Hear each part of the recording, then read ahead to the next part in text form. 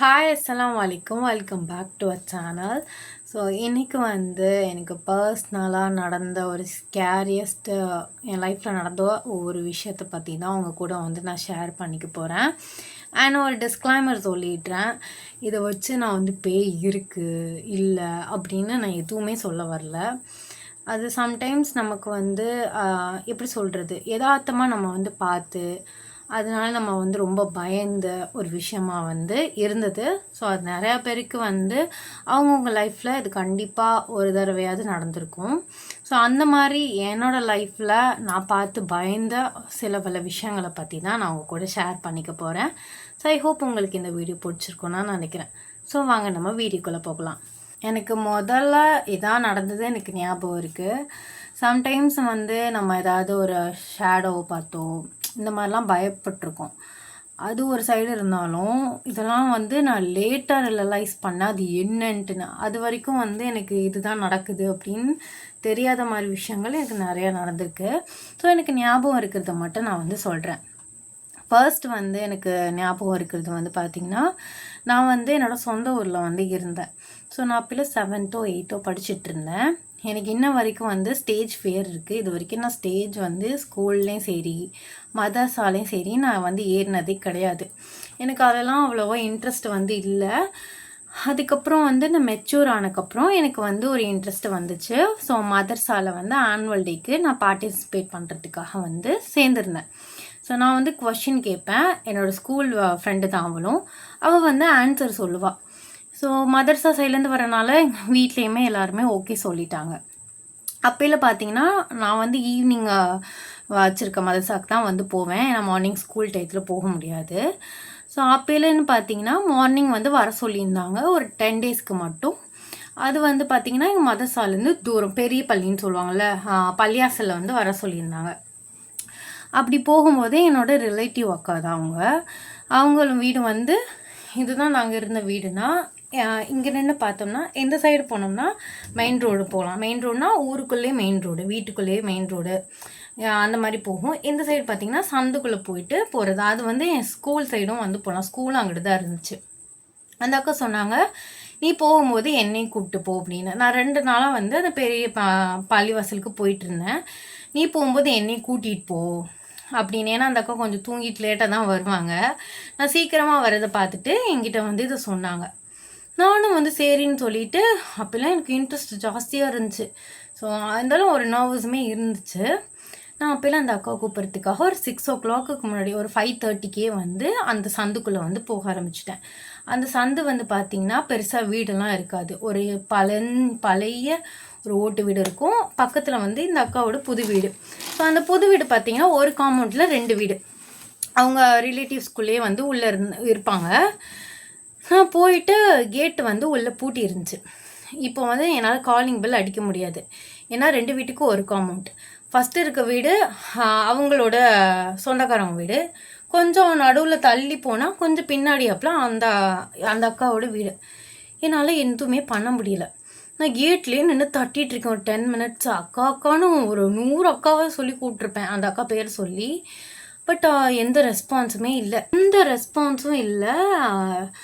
எனக்கு அவங்க நம்பர் கிடையாது. நான் அப்போலாம் ஃபோன்லாம் யூஸ் பண்ணதில்லை.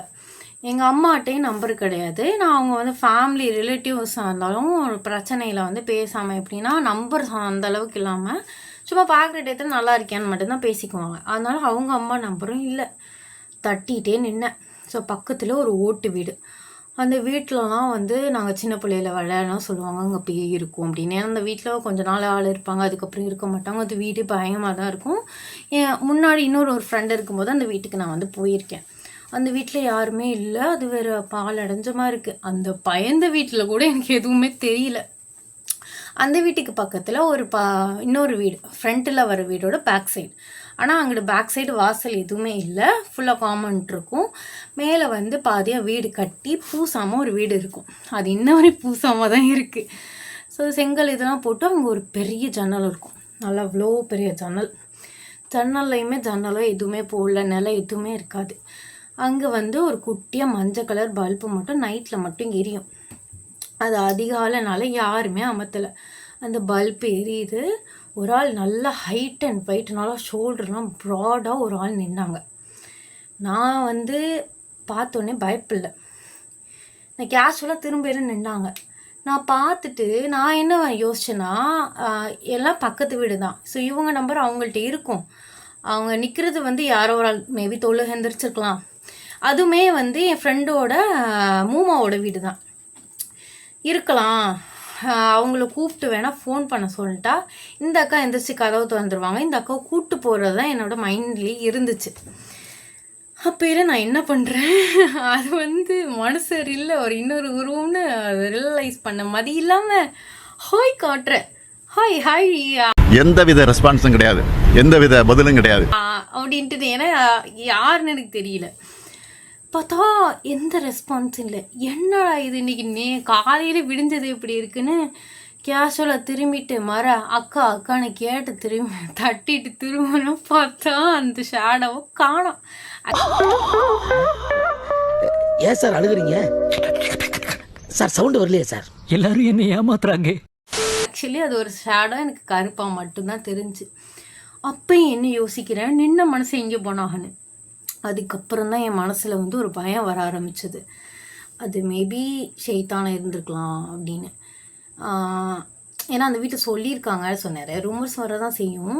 எனக்கு எல்லாமே மைண்டில் ஆரம்பிச்சு. ஏன்னா அந்த சைடு வந்து வீடே இருக்காது, சுற்றி காடு தான், 1-2 வீடு தான் இருக்கும். அதில் 1-2 வீட்லேயும் இங்கே ஆளுக்கு இருக்காங்களானே நமக்கு தெரியாது. இப்படி இருக்கும்போது என்னால் அதுக்கு மேலே அந்த இடத்துல நிற்க முடியல. பயம் வந்துருச்சு. சரியான பனி வேற.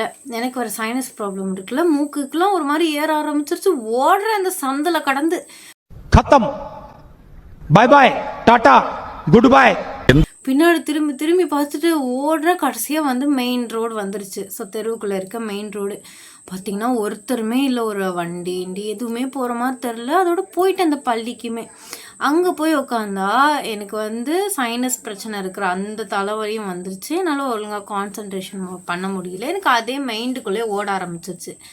எனக்கு தலைவலி வந்த ரீசன் வந்து இன்னொரு ரீசன் என்னன்னு பார்த்தீங்கன்னா, அப்போல ஏஜ் அட்டன் பண்ணி தான் இருந்தேன். இப்பயும் ஒரு இடத்துல உட்காராத மாதிரி அப்பயும் வந்து ஒரு இடத்துல உட்கார மாட்டேன்.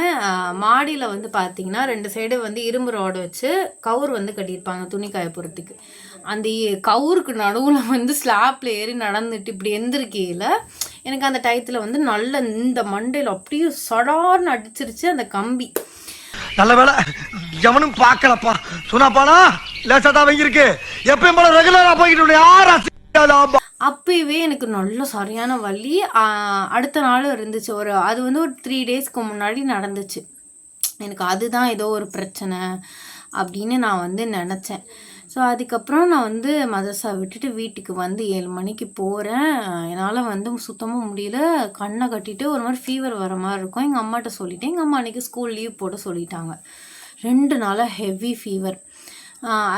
மண்டையில் அடித்தது அம்மாவுக்கு வந்து தெரியும். அம்மா என்ன நினச்சிக்கிட்டாங்க, மூளையில் எதுவும் பிரச்சனை ஆயிடுச்சோ, மண்டை எண்ணெயில் பிரச்சனை ஆகிடுச்சோன்னு நினச்சிட்டு பக்கத்து இருக்க ஹாஸ்பிட்டலெல்லாம் இதை சொல்லி ஊசியை போட்டாங்க. பட் எனக்கு நிற்கவே இல்லை.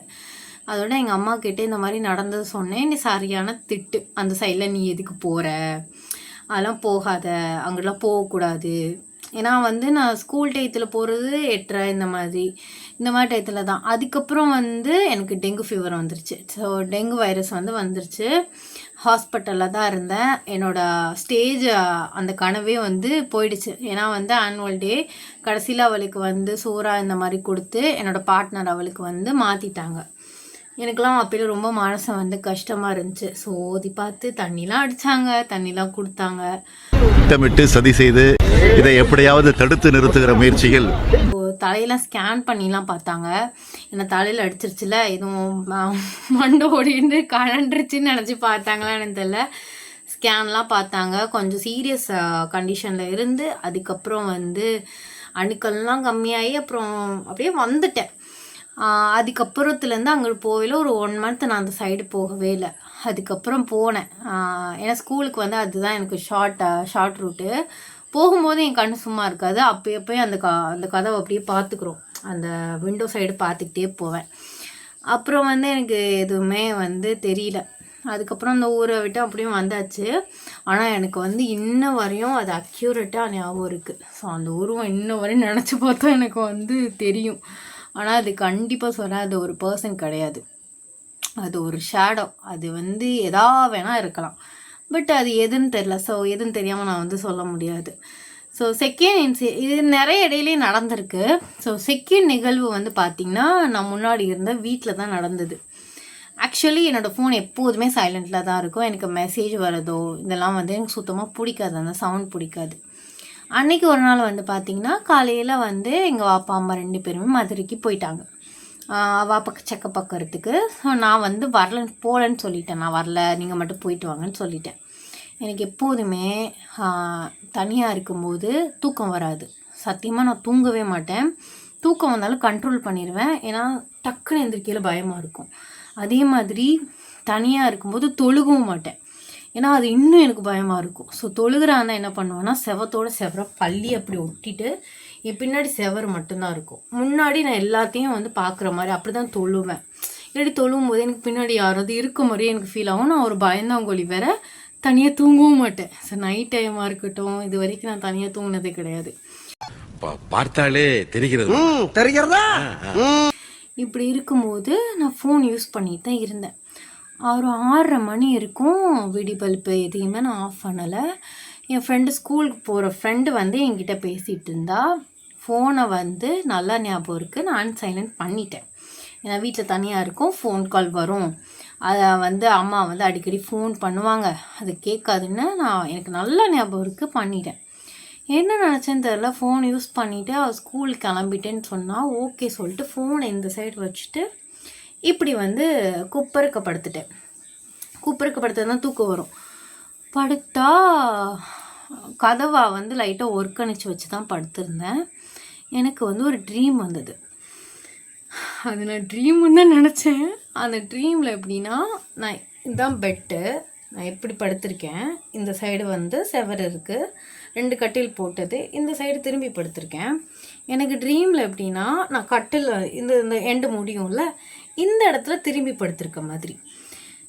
எனக்கு பின்னாடி ஒரு பிளாக் ஷேடோ வந்து என்னை வந்து பேக் ஹக் பண்ண மாதிரி இருக்குது. ஸோ அந்த வெயிட், எங்கள் அம்மாவுக்கு வந்து ஒரு பழக்கம் இருக்குது. ஸோ நம்ம தூங்கிட்டு இருக்கும்போது சம்டைம்ஸ் அவங்களாம் வந்து பேக் ஹக் பண்ணுவாங்க. ஸோ அப்போல அவங்களோட மொத்த வெயிட்டும் நம்ம மேலே இதாகும். அதே மாதிரி எனக்கு ஃபீலாக இருக்குது. ஆனால் நான் வந்து எந்திரிக்க முடியல. அம்மாலாம் இப்படி இது பண்ணாலும் தள்ளிடுவாங்க, என்னால் வர முடியல. இது வந்து எனக்கு எப்படின்னா லைவாக தெரியுது, இதுவும் நடக்கிற மாதிரி எனக்கு அந்த ட்ரீமில் வந்து தெரியுது. எடுக்கிறேன் ஷோல்டர் சரியான வலி. கடைசியாக வந்து எழுந்ததோடு அது அப்படியே நீ விட்டு பறந்து போகுது. இப்படி நான் என்னன்னா பேயை கனவுல கண்டனா பிடிக்க தான் பார்ப்பேன், அதை எப்படியாவது பிடிச்சிடணும்னு பார்ப்பேன். பிடிக்க நினைக்கிறேன், போயிடுச்சு. டக்குன்னு முழிச்சு பார்த்தா நான் வந்து ஒரு டீப்பான ஸ்லீப் போன மாதிரி தான் எனக்கு தெரியுது. ஆனால் பார்த்தீங்கன்னா வெறும் 10 மினிட்ஸ் தான் வந்து க்ராஸ் ஆகிருக்கு. எந்திரிச்சு பார்க்குறேன், என் ஃபோன் சைலண்டில் இருக்குது. அது கூட மேபி நம்ம அன்சைலண்ட் பண்ண ஞாபகத்தில் கூட பண்ணியிருந்துக்கலாம்னு வச்சுக்கோங்க. தூக்கத்தில் எப்படி தூங்கினேனே தெரில, ஜஸ்ட்டு சும்மா திரும்பி தான் படுத்து தூங்கிட்டேன். எனக்கு இந்த ஷோல்டர் சரியான பெயின், சத்தியமானால அது தாங்கவே முடியல. எனக்கு உண்மையாகவே நடந்த மாதிரியே இருந்துச்சு. ஸோ எந்திரிச்சு இதுக்கு மேலே தூங்கினா சரிப்பட்டு வராதுன்னு வெளியில் வந்து உட்காந்துட்டு அம்மா கிட்டே இந்த மாதிரி சொன்னேன். சரி சேஃபாக இரு, அதை பார்த்தும் பயப்படாத, வீட்டு ஃபுல்லாக லைட்டை போட்டுக்கோன்னு, காலையிலே லைட்டை போட்டுக்கோன்னு சொன்னாங்க. அதுக்கப்புறம் எல்லாத்தையும் கதவெல்லாம் அடைச்சிட்டு டிவியை போட்டுட்டு நான் மட்டும் நடுவில் வந்து அம்மா வர வரையும் வெயிட் பண்ணிகிட்டு இருந்தேன். அதுக்கப்புறம் எனக்கு அந்த வீட்டில் அந்த மாதிரி ஞாபகமோ அந்த மாதிரி எதுவுமே வரல. பட் வந்து எனக்கு அது வந்து பயமாக இருந்துச்சு. ஆனால் எனக்கு என்னென்னா அது ட்ரீம் தான், நான் கனவு கண்டேன். ஆனால் நான் எந்த பொசிஷனில் படுத்திருந்தேனோ அதே பொசிஷனில், ஆனால் வேறு ஆங்கிளில் வந்து எனக்கு தெரிஞ்சிச்சு. அதே மாதிரி நான் ஒர்க்கணிச்சு வச்சுருந்த கதவு வந்து ஓப்பனில் இருந்துச்சு. ஏன் இந்த ஷோல்டர் பெயின் ஆச்சு அப்படின்னு யோசித்தேன். ஏன்னா நான் குப்புறேன்னா ரொம்ப குப்புறப்படுக்கல, லைட்டாக ஒர்க்கணிச்ச மாதிரி குப்புறக்கு தான் படுத்திருந்தேன். என் மேலே ஏன் வெயிட்டே இதாகிறதுக்கு வாய்ப்பில்லை. அப்போ ஏன் வெயிட் ஆனாலும் இந்த சைடு கீழே போயிடுச்சுன்னா இந்த சைடு தானே வலிக்கணும், எனக்கு வலிச்சது லெஃப்ட் சைடு. அதை யோசிச்சுட்டே இருந்தேன். அதுக்கப்புறம் அதுலேருந்துமே அப்படியே இதாகிட்டேன். ஸோ இன்னொன்று நடந்தது தான் எனக்கு வந்து பர்சனலாகவே இந்தளவுக்கு இவ்வளோ பட்டு வந்து நீ அதை வந்து அது டக்குனு ஈஸியாக கண்டுபிடிக்கலான்னு இருந்துச்சு. எப்போதுமே சொல்கிறேன், கிச்சன் சைடு இருக்க ரூம் பயமாக இருக்கும். நீங்கள் யாரோ நோட் பண்ணியிருக்கீங்களான்னு தெரில. ஆனால் எனக்கு எப்போது கிடைக்கிறது கிச்சன் சைடு ரூம் தான். இப்போவுமே நான் கிச்சன் சைடு ரூமில் தான் இருக்கேன்.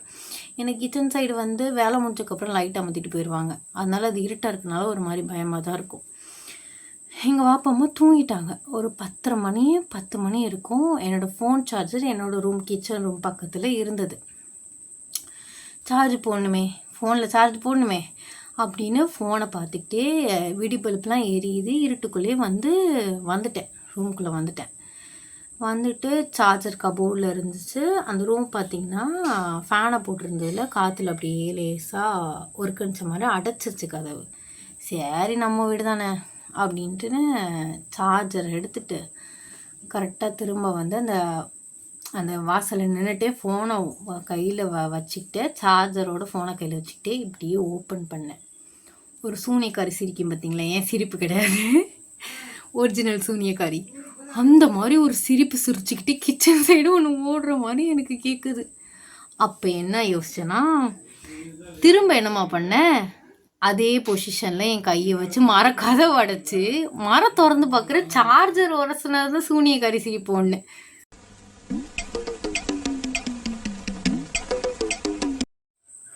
அப்போயும் எனக்கு எதுவுமே ரியலைஸ் ஆகலை. ஸோ என்ன பண்ணேன் அப்படின்னா, திரும்ப கதவை க்ளோஸ் பண்ணேன்.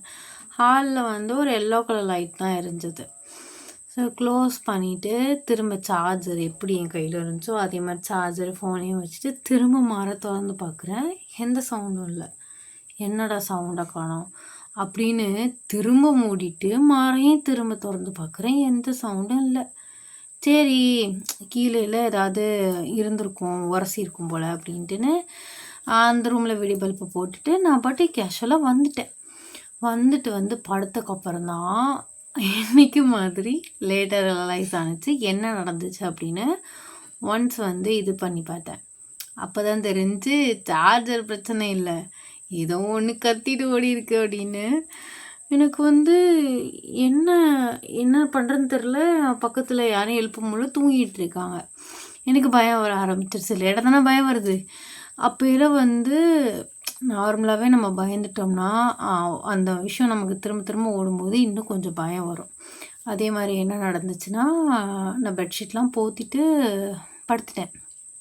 அதே வாய்ஸில் என்னோடய நேம் சொன்ன மாதிரி எனக்கு நல்லா தெளிவாக கேட்டுச்சு. அது மேபி நான் அந்த விஷயத்தினால பயந்தனால கூட எனக்கு அப்படி கேட்டிருக்கலாம். அடுத்த நாள் எங்கள் அம்மாக்கிட்டே இதை சொன்னேன். நீ எதுக்கு அந்த டயத்தில் வெளியில் போன, சும்மா இருந்திருக்க வேண்டியதானே, எதையாவது ஒன்று பார்த்து பயந்துட்டுருக்க அப்படின்னு சொன்னாங்க. நான் யதார்த்தமாக போனேன். பட் அதுக்கப்புறம் எனக்கு அதெல்லாம் ஞாபகம் இல்லை. கேஷுவலாக விட்டுட்டேன். இருந்தாலும் எனக்கு இப்போ நான் கேஷுவலாக சொல்கிறேன், எனக்கு அந்தந்த டயத்தில் ரொம்ப பயமாக இருந்துச்சு. அதெல்லாம் ஃபஸ்ட்டு விஷயம் நடந்து 7-8 வருஷம் ஆச்சு. செகண்ட் நடந்தது ஒரு 2 இயர்ஸ் இருக்கும். அதுக்கப்புறம் சொன்னதும் ஒரு 1.5 இயர்ஸ் அந்த ரேஞ்சுக்குள்ளே தான் இருக்கும். அதுக்கப்புறம் ரீசண்டாக நிறைய விஷயங்கள் இருந்திருக்கு. முன்னாடி இருந்த வீட்டில் நைட்டில் தூக்கம் வராது. கரெக்டாக 2-3 ராத்திரியுமே எனக்கு 12-17க்கு கரெக்டாக முழிப்பு வந்துச்சு. அழுதுருக்கேன். ஒரு தடவை தூக்கம் வரலைன்ட்டுன்னு எங்கள் அம்மாவோட தூக்க மாத்திரையை பாதி வாங்கி போட்டு தூங்கியிருக்கேன். அதுவுமே கொஞ்சம் ஒரு மாதிரி எனக்கு பேட் அட்மாஸ்பியராக தான் அந்த வீடு இருந்துச்சு. ஆனால் அதுலேயும் பயம் இருந்துச்சு. பட் இதெல்லாம் எனக்கு தெளிவாக நடந்த ஒவ்வொரு விஷயம். அதுலேயுமே இந்த 3 விஷயத்துலையுமே நான் டக்குன்னு பயப்படலை. எனக்கு லேட்டராக ரியலைஸ் ஆகி லேட்டாக நான் பயந்துருக்கேன். நிறைய விஷயம் நடந்திருக்கு. ஒரு தடவைலாம் கனவுல தான் காலை ஒரு வெள்ளை கலர் உருவம் பிடிச்சி இழுக்கிற மாதிரி இருந்துச்சு. நிஜத்தில் இருந்துச்சு பார்த்தா அதே இடத்துல தான் இருந்தேன். ஆனால் அது தூக்க கனவு. அதுவும் சம்டைம்ஸ் நம்ம லாஸ்ட்டாக ஒன்று பார்த்து தான் ஞாபகம் வரும் அப்படின்லாம் சொல்லுவாங்க. நிறைய கனவு வந்திருக்கு. சம்டைம்ஸ் பறக்கிற மாதிரிலாம் கனவு வரும். அதுதான் இருக்கிறதுலே சிரிப்பான ஒரு விஷயம். தெரியல. ரீசெண்டாக கூட கனவு வந்துச்சு. ஒரு ரோபோட் கொல்ற மாதிரி எல்லாரையும். அது ஒரு தடவை கனவு கண்டேன். எனக்கு ஆனால் அதில் பயமாக இருக்கும். என்ன தான் வந்து கொல்ற மாதிரியும் நம்மளை துரத்துற மாதிரியும் இருந்து நம்ம ஜாலியாக அடுத்த நாள் நான் அதை நினச்சி சிரித்தாலும் அந்த டயத்தில் ரொம்ப பயமாக இருக்கும். எனக்கு இருந்துச்சு அந்த ரோபோட் மாதிரி ஒன்று வந்து கொல்ல வர்றது. உண்மையாக அந்த இடத்துல இருந்து நான் அதுகிட்டேருந்து தப்பிக்கிற மாதிரி இருந்துச்சு. ஆனால் என்கிட்ட ஒரு குட் ஹேபிட் வந்து என்னம்மா, தூக்கத்தில் இந்த மாதிரி துரத்துறதோ இந்த மாதிரி துரத்துற கனவு இந்த மாதிரிலாம் இருந்துச்சுன்னா அந்த துரத்துற ஆள்கிட்ட நான் மாட்டவே மாட்டேன். எப்படியாவது என்ன ட்ரை பண்ணியாவது எந்திரிச்சிருவேன். அது பேய் மாதிரி இருந்தாலும் சரி, ரோபோட் மாதிரி இருந்தாலும் சரி, சூனியக்காரி மாதிரி இருந்தாலும் சரி, தப்பிச்சிருவேன் எப்படியாவது. அதை சாகவும் மாட்டவும் மாட்டேன். ஆனால் வந்து இது நடந்தது வந்து செகண்ட் ஒன் சொல்லியிருந்தேன்ல, எனக்கு தெரிஞ்சது எனக்கு தூக்கத்தில் ஏதோ நடந்த ஒரு விஷயமாக தான் தோணுச்சு. எனக்கு அது ஒரு ட்ரீமாக தோணவே இல்லை. ஃபஸ்ட் நடந்தது நான் தெளிவாக பார்த்தது. ஒரு தடவைலாம் பெட்ஷீட் ஒரு மாதிரி அமுங்குற மாதிரிலாம் ஃபீல் ஆகும். அதே மாதிரி எல்லோரும் தூங்குறதுக்கு முன்னாடி நான் தூங்கிட்டேன்னா எனக்கு பிரச்சனை கிடையாது. நான் மட்டும் லேட்டாக தூங்கும்போது தூக்கம் வராது, பயமாக இருக்கும். சிம்பிளாக சொல்லப்போனால் நான் ஒரு பயந்தாங்கோலி. அதனால தான் அடிக்கடி பயப்படுறேன்னு தெரில. இந்த மாதிரி நிறைய பேருக்கு கண்டிப்பாக லைஃப்பில் இந்த ஒரு விஷயமாவது இந்த மாதிரி மறக்க முடியாத ஒரு பேய் சம்பவங்கள்லாம் நடந்திருக்கும். யாருக்குமே இல்லாமலாம் இருக்காது. ஸோ அந்த மாதிரி உங்களுக்கும் எதாவது நடந்துச்சுன்னா கண்டிப்பாக சொல்லிட்டு போங்க. ஆனால் நான் இதில் பேய் இருக்குன்னுலாம் நான் சொல்லலை. இதுக்கப்புறமும் பயப்படாமல் இருக்க மாட்டேன்லாம் இல்லை, கண்டிப்பாக பயப்படுவேன். சம்டைம்ஸ் எனக்கு வந்து தெரியாது, ஒன்றும் தெரியாது. இப்போலாம் வந்து நான் ஒரு ரூமில் படுக்கிறேன், இந்த ரூமில் தான் ரெஸ்ட் ரூம் இருக்குது. ஸோ பக்கத்து ரூமில் தான் படுப்போம். விடிபல் பெரிய தான் செய்யும், வருவேன் போவேன், ஒன்றும் தெரியாது. பட் ஏதாவது யோசிக்கும் போது எனக்கு ஏதோ ஒன்று ஃபாலோ பண்ணுற மாதிரி தோணும். யோசிக்காத வரையும் பிரச்சனை கிடையாது. பட் யோசிக்காமல் நடந்த விஷயங்கள் தான் நான் வந்து இப்போ 3 விஷயம் வந்து உங்ககிட்ட வந்து நான் சொல்லியிருக்கேன். இவ்வளோதான். எனக்கு இந்த 3 விஷயம் மட்டும் என் லைஃப்பில் நான் மறக்கவே இல்லை. மற்ற எல்லாத்தையும் கூட மறந்துடுவேன். அந்த 3 விஷயம் என்னால் மறக்கவே முடியாத ஒரு விஷயம். ஓகே, வேர்த்து ஓடுது ஆக்சுவலி. அதனால் அவசரமாக ரெக்கார்ட் பண்ணுறேன். ஸோ ரெக்கார்ட் பண்ணுற டயத்தை விட்டுட்டேன். அதனால சரி முடிச்சே ஆகணும் இந்த வீடியோவை அப்படின்னு சொல்லிட்டு ரெக்கார்ட் பண்ணியிருக்கேன். தம்ப்நெயிலை பற்றி ஒருத்தவங்க கேட்டிருந்தாங்க. ஸோ அதை நான் நெக்ஸ்ட்டு வந்து போஸ்ட் பண்ண ட்ரை பண்ணுறேன். ஹிஜாப் வந்தும் கேட்டிருந்தாங்க. ஸோ நானும் ஒரு 2-3 ஹிஜாப்லாம் பார்த்து வச்சுருக்கேன். ஸோ ட்ரை பண்ணிவிட்டு கரெக்டாக எனக்கு ரிசல்ட் வந்தால் நான் ஷேர் பண்ணுறேன். அப்புறம் ப்ராப்பராக சீரம் யூஸ் பண்ணலாம் அப்படின்னு ஒரு ப்ராப்பராக தனியாக வீடியோ போட சொல்லியும் வந்துருந்துச்சு. ஸோ நிறையா ரெக்வெஸ்ட்லாம் வந்திருக்கு. ஸோ நான் வீக்லி ஒன்ஸ் கண்டிப்பாக போஸ்ட் பண்ண நான் ட்ரை பண்ணுறேன். ஓகே, இவ்வளோதான். இதுக்கு மேலே இந்த வீடியோவில் சொல்ல ஒன்றும் இல்லை. ஸோ உங்களுக்கு இந்த மாதிரி ஏதாவது ஒரு விஷயம் நடந்து நீங்கள் பயந்துருக்கீங்க அப்படின்னா அதே மறக்காமல் கமெண்ட்ஸ் சொல்லிட்டு போங்க, நானும் வந்து தெரிஞ்சுக்கிறேன். ஸோ நெக்ஸ்ட் வீடியோவில் வந்து மீட் பண்ணலாம். டாடா, பாய்.